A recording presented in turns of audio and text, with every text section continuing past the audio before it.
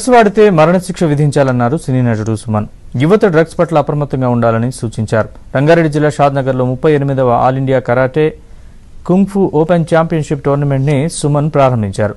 Malaysia, Singapore లాంటి దేశాల్లో drugs తీసుకున్న అమ్మినా కఠిన శిక్షలు అమలు చేస్తున్నారని అన్నారు.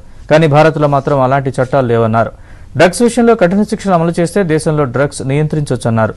మార్షల్ ఆర్ట్స్ నేర్చుకుంటే క్రమశిక్షణకు అలవాటు పడుతుందన్నారు సుమన్. బెనిఫిట్స్ ఉంటాయి.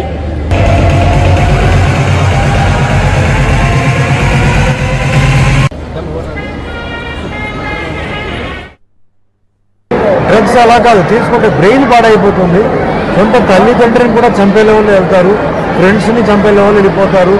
అసలు అందమైన ఒక బాడీ బ్యూటీ పోతుంది, వికలాంగులాగా తయారైపోతారు, చాలా చిన్న వయసులో చనిపోతారు.